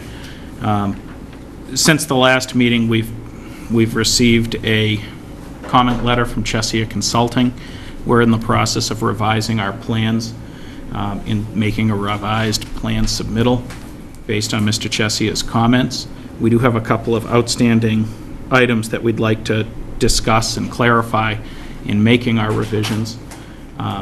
Since our last meeting, we had submitted a revised plan set. The board had asked for some further information on the drainage system and to do a full drainage analysis.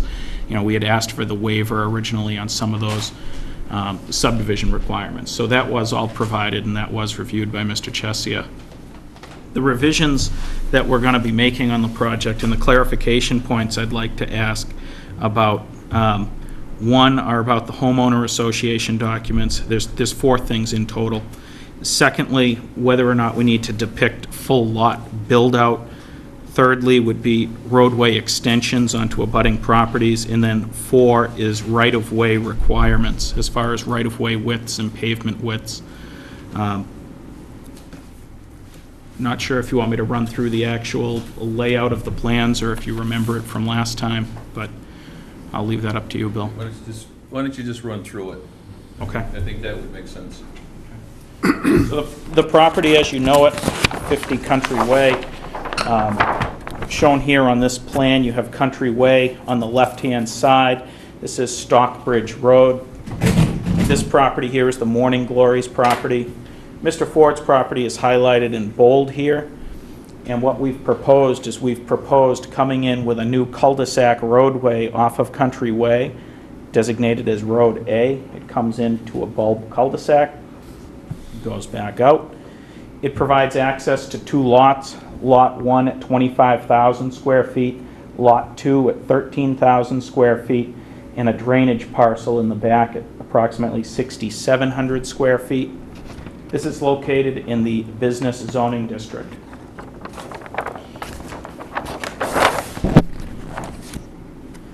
The road itself is a 24-foot wide pavement. We have vertical granite curbing surrounding the roadway. We have a closed drainage system in the back consisting of a catch basin, a storm scepter particle separator, and then a discharge to the basin and a swale to convey to the basin. At the front of the site, what we're proposing is we're proposing 2 catch basins, a drain manhole, a storm scepter, and then utilizing 2 existing leaching pits that are located at the site right now, retrofitting an existing system that's there. The project from beginning to end, the roadway itself is 267 feet in length. It has access to municipal water service, which we have looped with a proposed hydrant. It also has access to proposed sewer service, which is shown here.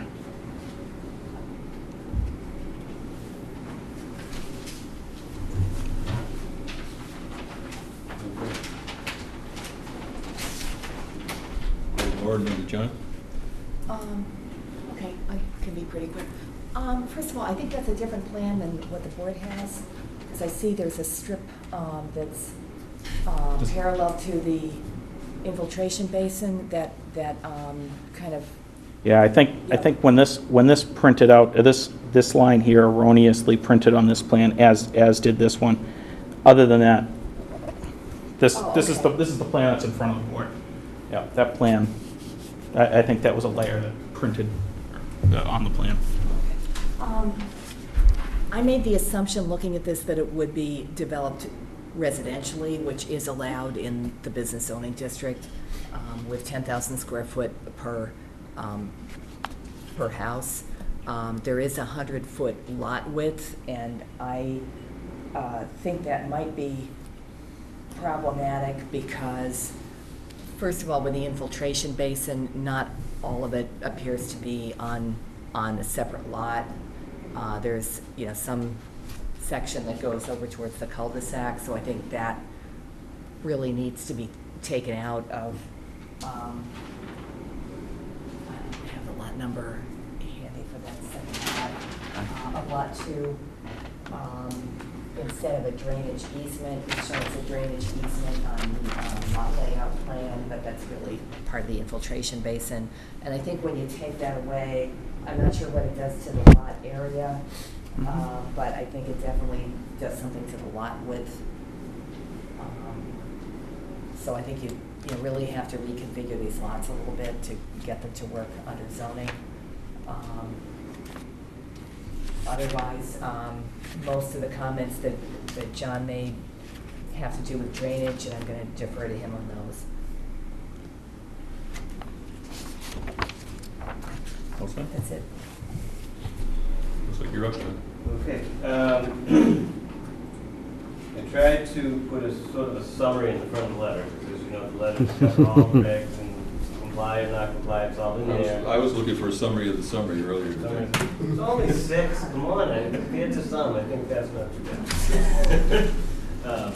Anyway, it wasn't clear to me what type of roadway it would be, and it's in a business zone. So in a business zone in the regs, there's a type 4 roadway, which is much larger, and it wouldn't fit. So I think that's one of Greg's questions is, what would be required?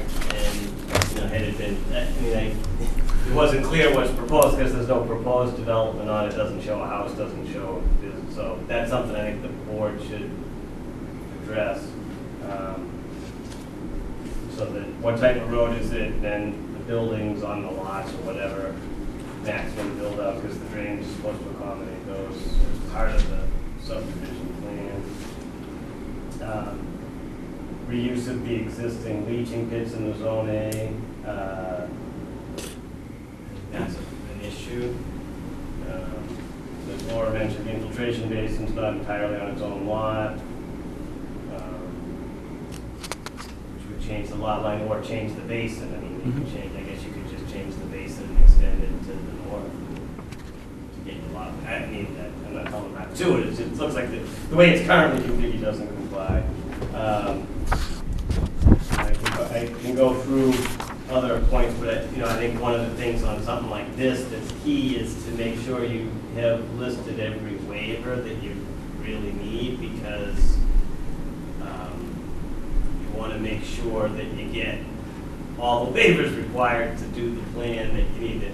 Some of the things that, when I looked at the road, the cul-de-sac is the property line is a little smaller relative to the shoulder width, and there's no sidewalk around the cul-de-sac. I mean, we know this is we know why this is filed, but I got to look at it as if it's a real project that could ultimately come out of it. So that's the way I looked at it, and I would say that anything that you're not necessarily fully needing, you might want to consider whether that's something that you would waive, or they should request a waiver, or if it is required. I mean, I would presume the sidewalk's required around the cul-de-sac, not just to it, which would affect all of those sort of things. But then it makes it a tighter fit. So those are things that I think you might want to go into. Those are the main things, and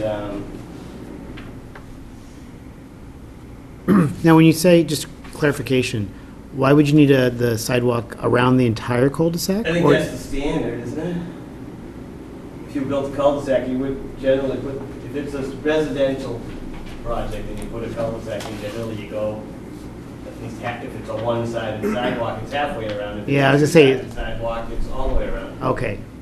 Yeah, I guess I've seen halfway around it. That's why I Yeah, question well, it that. depends again on what the particular, in this case, when I looked at it like a subdivision in a business zone. Okay. It's a business subdivision. Maybe it said it somewhere, but I never saw anything about it being residential. Okay. So I would look at it like a business where you would probably have businesses on the lots. What would be the difference in the road of business versus residential? It's considerably wider. It's a type 4, I don't have the regs in front of me, but the type 4 roadway has a wider right-of-way and a wider pavement, and I don't know that this town even has any. Contemplating truck traffic and things like that? Yeah, I mean, if you went to an industrial park road, that's what a type 4 road would be like, and I'm not sure there's even places you'd be able to do it, because the lot, I mean, I love that the land areas are generally. But if you declare this as a two-lot residential subdivision, then it's a smaller road. Yeah. It's a 2-lot subdivision, then it would be I think a minor. Yeah, with a 42-foot. Yeah, so the, It goes up to a 60-foot wide right-of-way for a type 4. Where I'm really headed is a change It's a of lot policy. wider. with 40 feet wide of pavement in that type of scenario, versus it was designed as a minor road, or minor street, which the definition is not open to through traffic and providing access to abutting lots, is how it was designed, at 24 feet of pavement. Yeah. I mean, I assumed it would be 2 homes is what you were planning for. Yeah, for the It purposes of could this. be. For the purposes Right. of this, right. I think you'd be, there's no reason not to do it in the least restrictive manner. Sure. Considering what the purpose of this is. So that would be residential, certainly. Sure. What would that do to the cul-de-sac? Does it change the size of the cul-de-sac? Well, you still need 60-foot frontage, right? You still have the same frontage requirements. The cul-de-sac here is a 50-foot wide radius on it, and I believe that's what we've done at the other projects, because the exterior lot line is 106, I believe. Radius 55, so it's a 110-foot diameter cul-de-sac, the pavement being 100-foot diameter. I believe that's what we just did over at Blanchard's. I can double check on that. And is that second line, Greg, does that show a sidewalk? Is that what? It shows a sidewalk coming in from Country Way Yeah. straight up to this location right here, not going Oh, around. okay, that's. And it has a sidewalk coming up this side as well, Mm. up to the throats of the cul-de-sac. All right. And there would be no need, if it's residential, to have access to the walk-through and the walkway that we're putting behind it, under the other plan. No, I wasn't thinking about that. That walkway is the public benefit associated with the other plan, so. What I'm saying is, these are Separate. 2 residential lots, there would be no need to do that. I wouldn't think there would even No. be a need for both sidewalks. I mean, maybe one. Does the calculation or your design for runoff management depend on that swale along the south side of the lot, or? Sure. So the challenge on this lot is connecting the grading on Country Way, given the existing elevations there, and given the elevations of the groundwater in the test pits we had. And so what we've asked for is a waiver over the cover on the pipe. And by providing it that way, what we're doing is we're just taking the pipe off the edge of the cul-de-sac and then putting it into a grassed, swale that leads to the detention basin, So rather than piping it all the way back. it's a BMP situation as well, right? It is. So that's good, we think. It is. We can convert it. Right now, it's located in an easement.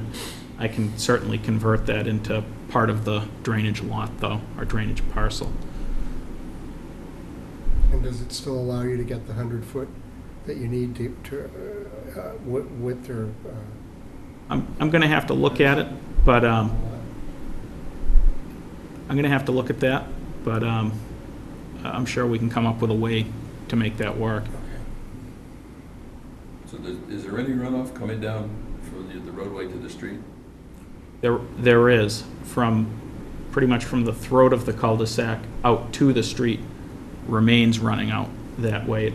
It flows in that direction right now to leaching pits that are out there. And that's maintained with this condition.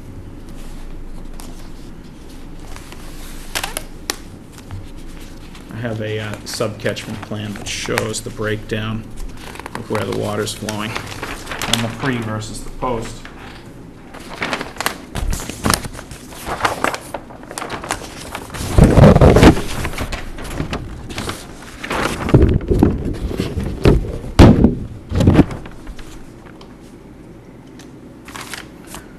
So on the left side here, you have the pre-development condition. You have subcatchment 1 flowing unrestricted out to Country Way.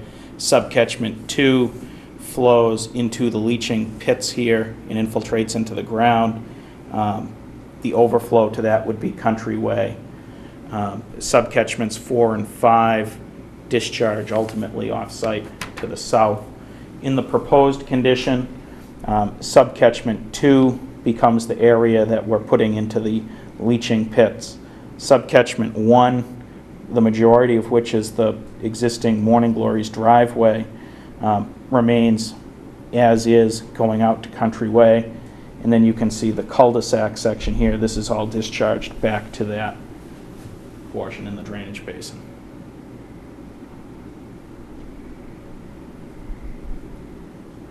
And there's adequate separation for the leaching? So there's adequate separation for the detention basin in the back, or the infiltration basin in the back. Out in the front portion of this property, we're classifying as a redevelopment, as there's existing building and existing impervious surface there.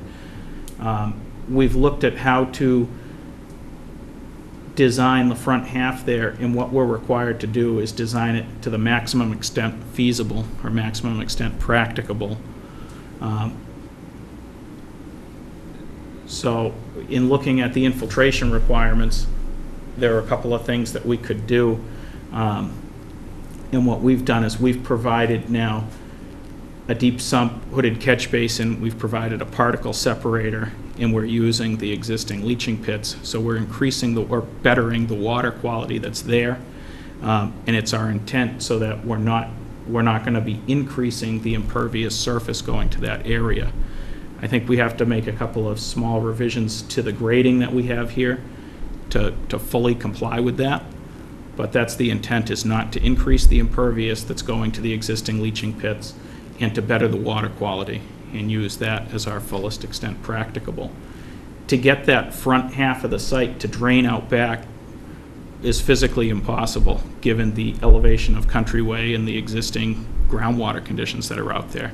We don't have the benefit of regrading the Morning Glories site or regrading the Charlie Reynolds site. You're at the low point anyway. Yeah. So there's no more water under this plan flowing into those pits than is flowing there Today. currently? Correct.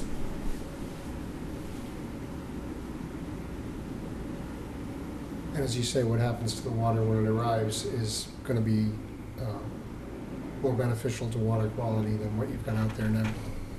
Correct.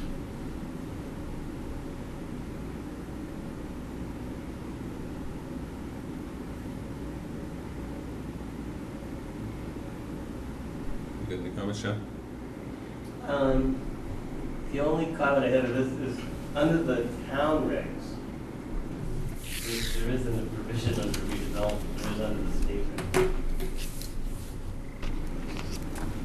So it makes it a little more, I don't know. Just another way we need to work on stuff. I mean, One more yeah, I thing we mean, need to they- work like, on. you have your own, this is not under the subdivision regs, this is under the stormwater Stormwater, yeah. bylaw.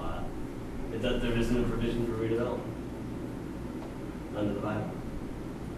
So There is, I mean, I think the subdivision regs, I think, refer to But in their reference, DEP requirements, the- but the bylaw doesn't have it. So, I mean, that's something you know, you might have to have a waiver or something to make it clean.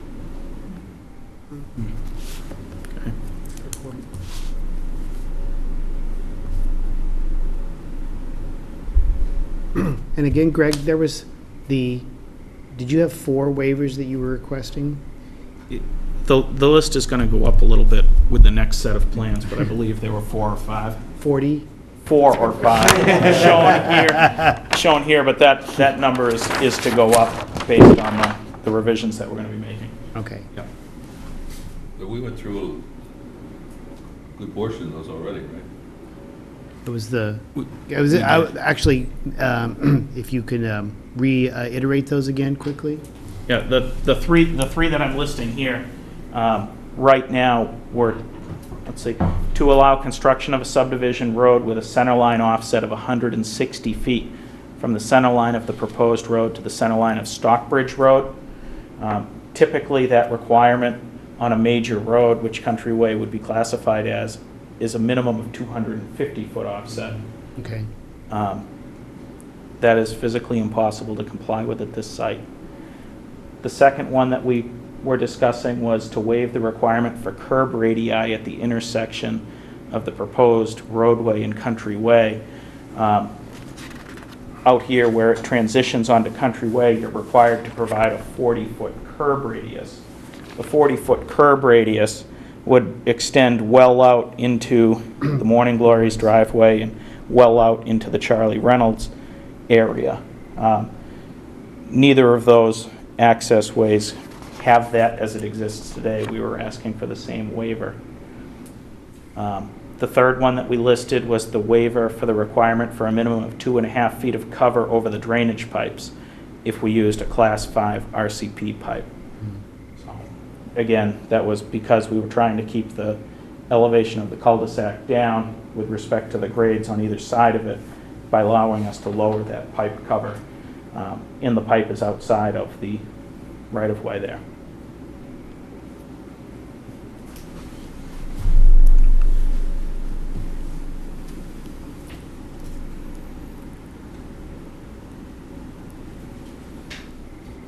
So going back to, how are we gonna waiver local regs to this, Oh, I don't know how. I just think it's I don't know what the, Take a vote.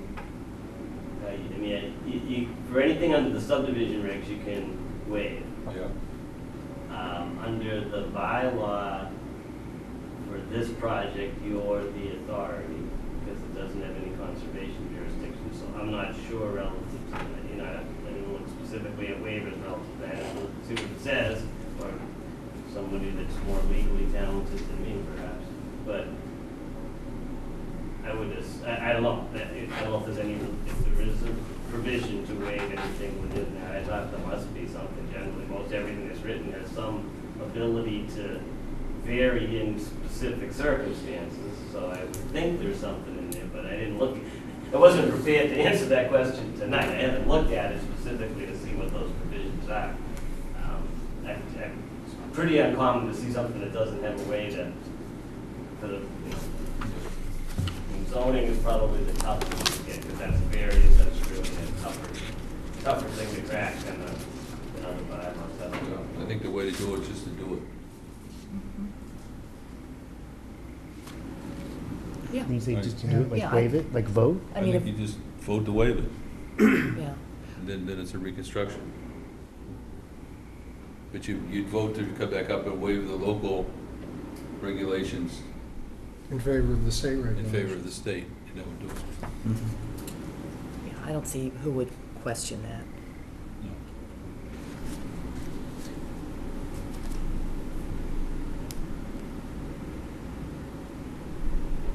I mean, I think you can grant the permit, it's just how you, if something varies from the Yeah. requirement. And, you know, there's probably tons of little things here and there that vary from a very strict compliance with that bylaw, that aren't necessarily big issues sometimes, but I'm not sure how you regulate. There was assuming when we do that, what are the open issues, open items that we've got? Well, looking at the lot configuration for one thing, Okay. You mean the basin? the basin and making sure the lot width can be met. And then the drainage, the stormwater issues that John had. Yeah, I mean, there are a few other things that are sort of not so technical, but I think that within 45 days, there's supposed to be a letter from the selectmen about the sewer, there's supposed to be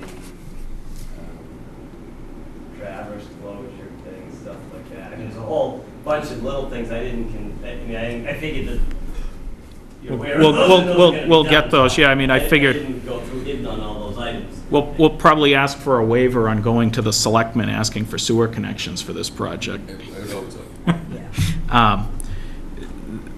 And then the traverse closures and some of those things, those are things that I can certainly provide. I think the things that are outstanding that are major that need discussion are whether or not we want to prepare full legal homeowner documentation as required, or whether we can get a waiver on that.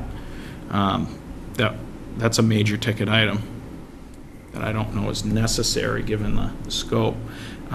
Maybe we could provide that prior to a pre-construction meeting, homeowners' docs are, provided. Yeah, I can't. That seems see- reasonable. Yeah, I can't see the Yeah. need to go through a whole homeowners agreement. Okay, I mean, that's just, okay. make a couple of lawyers happy, but it doesn't do much about it. The, John had talked about the list of waivers. yeah. The other one were whether or not the board thought it was necessary to provide a roadway extension onto abutting properties. You're required not to create reserve strips or prevent abutting properties from tying into your subdivision project. The only property that really could gain access here is on the south, the Charlie Reynolds property. And that property he has frontage on Drew Place for his entire property there. You can see Drew Place actually just off of the plan here. This lot has its own frontage all the way out. So whether or not you want me to include a connection to his property or not with the next round of revisions,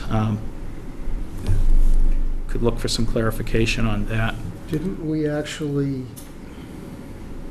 say that we didn't want that to be a part of the 305 Countryway plan? Or am I misremembering? Yeah, you did, yeah. So that's not only not necessary, but sometimes it's not even desirable. Yeah. Okay, so that Okay. sounds easy. Good. The right-of-way requirements, it sounds like we're on board here with calling this a residential subdivision, showing the build-out for 2 houses and complying with the minor street residential for the pavements and the sidewalks. Yeah, I mean, that's I kind of think what so. I assumed from the beginning anyway. Okay? Yes. Okay. So I will add the full lot build-out. I did not have that. I was anticipating it as being business, and each lot having to come back with full site plans for each lot build-out down the road. But I think the easier route is to do the residential. So I'm on board with that if you are. Okay. I mean, that answers the questions that I had outstanding on the project. I read through John's comments. We'll be submitting a revised plan based off of this discussion and his letter. I have a bigger question, then I guess, I don't know if, I guess this is the appropriate time. But the reason that you had filed this was because of the grandfathering clause, and there, at the time, at one of our meetings, we were unsure exactly when that kicks in, if that was, we were gonna kind of do some research on that. Well, it kicks in when the plan is endorsed. Well, it is, so it was, Yeah. we were wondering if it was when it was filed, remember? Where there was the Well, I whole did get a question. legal Oh, so you did, opinion, okay. And I think I distributed that to you all. Maybe I missed that or something, I apologize. I think it was like a couple months ago that it was Okay, distributed. so that's all And there's a clear. process freeze that as long as this plan is in process, the zoning is frozen. So in process. Yeah. The zoning is frozen while this is in process. Well- And then officially gets it when it gets approved. Okay, well, I remember there was some question about, like, is it 8 the years. filing date, is it the approval, is it in It's the process? endorsement Okay. date for the 8 years. Okay, To become official, but it's locked in place at the first public hearing or something like that, right? Well, that's another kind of, I think that's another issue. Okay. So, I don't want to yeah, that's overcomplicate it. like, No. yeah. But Well, in fact, what we're doing here complies with the applicant's desire to lock the zoning in retroactively.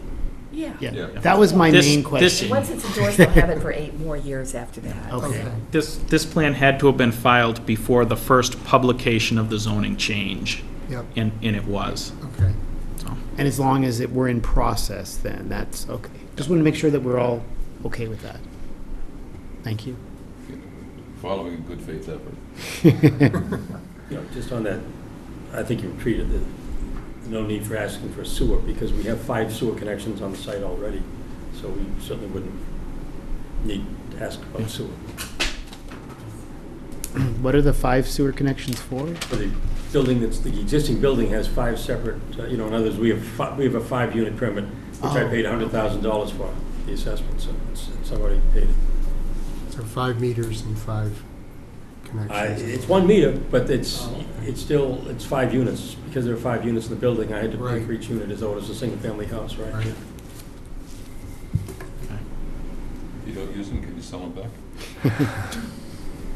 Well, the reason we'd never do this is because I have a 5-unit building. Why would I do this to have 2 separate units when I already have 5 units? So, I mean, that's why this is an exercise, truly an exercise.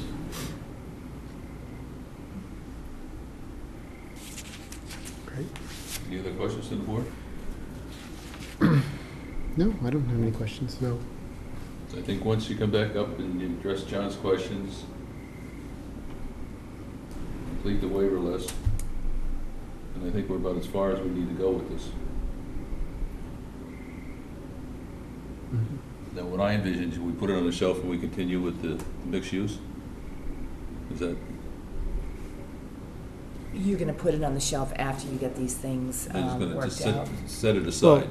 Set it aside and then work, after, we'll work through these issues and then we'll reach closure on that. Then we'll set it aside and then everything we do is from now on, is the mixed use. But then do Oh, we we need vote to endorse approval? it? Yeah, we have to endorse it, Yeah, don't we? Yeah. You can Yeah. just keep continuing it and endorse it when you Until we do all the approve the endorsements at mixed the end. use. Yeah. If you want to give him the maximum grandfathering possible, I mean, that would, Okay, because that stretches out the timeline. Yep. Yeah, I'm looking at it the other way. Am I some way, shape, or form conceivably on shaky ground until this gets actually endorsed? Because No. what happens if another board is sitting at that time and the membership for some, again, very bizarre reason decides not to endorse it? I Wait. think that's, the applicant's got to either take that chance or not. I mean, that's really. I think, I bring that up. I'm hopeful that with the mixed-use project, we're gonna be at a comfortable stage with that in fairly short order. Okay. And then, once you guys vote on this definitive subdivision, we technically have 6 months to bring it back for endorsement. But you could certainly vote on it, and then it could be sitting for 6 months waiting for endorsement. I think, I'd prefer to do that. I mean, unless there's a good reason not to, get it in writing that it's been approved. I mean, it doesn't matter to me, all I was looking for is to give them the maximum flexibility to. Yeah, no, Okay. that's Right. the other side of the coin. Well, I guess it is. It's up to the- whatever the applicant would like, or what. Right, whatever you would like, right? Okay. Tell me what I'd like, Greg. I have to check with Steve. Okay. Yep. I'd like to get this over with, that's what I'd like. I think we all. I'd like to stop writing checks. And then I'm going to get back to you with some names of some consultants to look at the architecture and the, whether the building can be preserved or not. Okay, great. What other open items do we have for the mixed use? Well, the plan was revised, and John, I think, is in the process of reviewing the revision. But other than that. This what do we water got? resource committee issues and the preservation of the building issues. And there are probably a few others. When did you say, Bill, the findings of the Water Resource Commission were going to be available? I don't know. I mentioned earlier that we had a meeting that you had a meeting with Yep. Clarkson and the Water Resource Committee, and that they reached conclusions that they were going to document in the memo, and I don't know when that's supposed to be due. I told them I didn't need it today or tomorrow, but I think they were circulating it amongst themselves or reviewing it amongst themselves, make sure they covered all the salient points. So certainly by our next meeting or by the next time, this is going to come up. I can contact John to either email the letter or some other the means just to come back up and have him document his board's findings. When is the next mixed-use discussion on the docket? We had thought the first meeting in August at 7:30, because we have, big meetings in July. Both meetings are, one's till 10, one's now going to be about 10:30. So August 14th. And at that point, we will have in hand, we'll have hopefully the final review of the mixed use, the latest of that. This will be completed at that point in time, I would suspect. The architectural feasibility of moving the structure, hopefully. And then you said water resources. The water resources.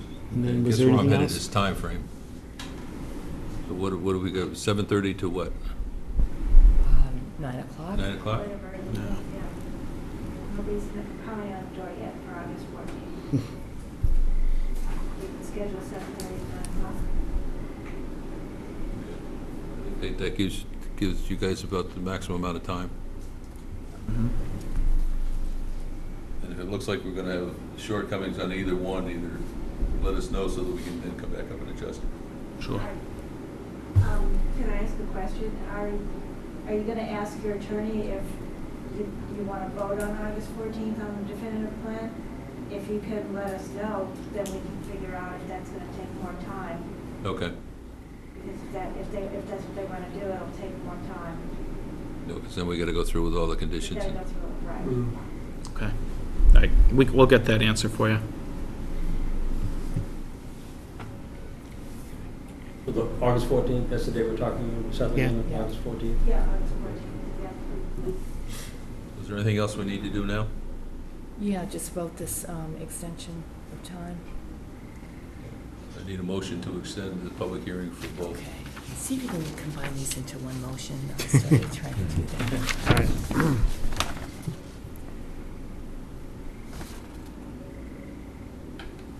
See what I mean? So, yeah. So I move to accept the applicant's request to continue the public hearing for the definitive subdivision plan for Greenbush Park at 50 Country Way, and to continue the public hearing for the mixed-use special permit in the Village Business Overlay District at 50 Country Way until August 14th at 7:30 PM. Do I have a second? Second. All those in favor? Aye. Okay, Thank you. we're approaching the end. Can't we say to 10:30? That's what it's scheduled for. You want to. You can turn out the lights when you leave. I can either turn out the lights when I leave, or you can turn them out when you leave. Thank you, Chris. Thanks, Chris. Can you just sign this? Thank you, John. Thank you, Greg. Thank you, Greg. Give the poor engineer a little nod. I have Bob's motion. Second? All those in favor? Aye. We are adjourned. Good, I can pop out.